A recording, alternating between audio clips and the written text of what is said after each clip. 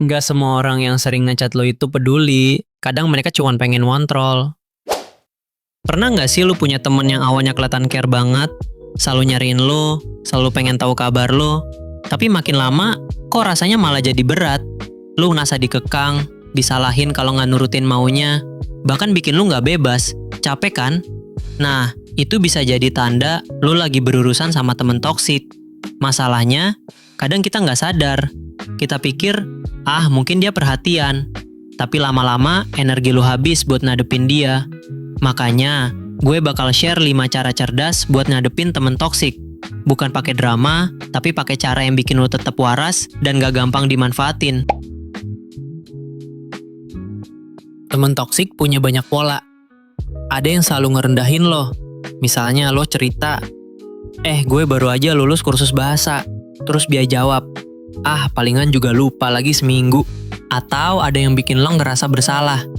Sekali nolak nongkrong, langsung dibilang, lo udah gak peduli lagi ya sama kita. Kalau sering kejadian kayak gini, stop dulu dan pikir, beneran peduli atau cuma pengen kontrol? Temen toksik tuh jago banget mancing. Mereka sengaja ngomong sinis biar lo meledak. Kalau lo terpancing, mereka puas. Jadi triknya, respon dingin. Contoh, ada yang nyindir, lo cukup jawab, oh gitu ya, terus udah, stop. Nggak usah ditambahin, nggak usah dibela. Kadang jawaban singkat itu lebih bikin mereka bingung. Banyak orang takut ngejaga jarak karena takut dibilang jahat. Padahal itu cara lo ngejaga diri. Caranya nggak perlu ribut. Misalnya, biasanya lo bales chat 5 menit, sekarang bisa agak lama. Kalau biasanya selalu ikut nongkrong, coba sekali-kali pilih waktu buat diri lu sendiri. Pelan-pelan, jarak itu kebentuk. Dan kalau mereka marah, justru itu bukti kalau mereka emang toksik. Serius, di kantor, temen toksik tuh bentuknya macem-macem. Ada yang hobi yang ngambil kredit atas kerjaan lo. Lo yang lembur bikin presentasi, pas meeting, dia yang ngomong kayak itu idenya. Atau yang suka ngelempar kerjaan, lo kan cepet bikin laporan, bikinin sekalian ya, padahal itu jelas tanggung jawab dia. Belum lagi yang suka gosipin lo di pantry, dari hal sepele kayak, dia kok sering telat ya, sampai cerita yang gak bener. Kalau ketemu kayak gini, gampang banget buat kebawa emosi. Tapi jangan lawan pakai drama, fokus aja ke kerjaan lo, jawab seperlunya, dan kalau bisa simpen bukti lewat email atau chat. Itu jadi tameng kalau nanti lo disalahin. Dengan cara ini, lo bukan cuma ngejaga diri, tapi juga ngasih sinyal, lo bukan orang yang gampang dijatuhin.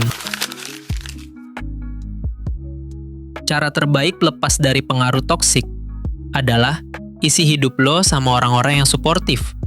Lo pasti pernah ngerasain, nongkrong sama temen yang positif tuh bikin pulang jadi ringan, bukan malah capek. Cari orang kayak gitu. Bisa dari komunitas, hobi, atau bahkan 1-2 orang yang benar-benar tulus. Ingat, 1 orang yang bikin lo tenang lebih berharga daripada 10 orang yang bikin lo habis energi. Jadi intinya, lo mungkin gak bisa ngubah sifat orang lain. Tapi lo bisa banget ngatur respon lo. Begitu lo bisa kontrol itu, temen toksik udah gak punya power lagi atas lo. Sekarang coba pikir, ada gak orang di sekitar lo yang bikin lo lebih capek daripada seneng?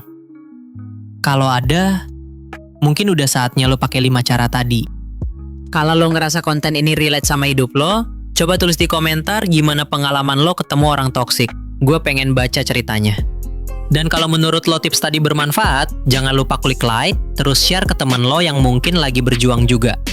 Oh iya, kalau lo suka bahasan kayak gini, klik subscribe biar nggak ketinggalan video berikutnya. Karena ke depan kita bakal banyak ngobrol soal hal-hal yang bisa bikin lo lebih kuat dan lebih tenang ngadepin hidup. Itu aja yang bisa gue samain kali ini. Jangan lupa dipraktekin dan terapin ke keseharian lo. Jangan lupa like dan subscribe supaya lo nggak ketinggalan video buat update diri lo. Gue pamit, sampai ketemu di kesempatan lainnya.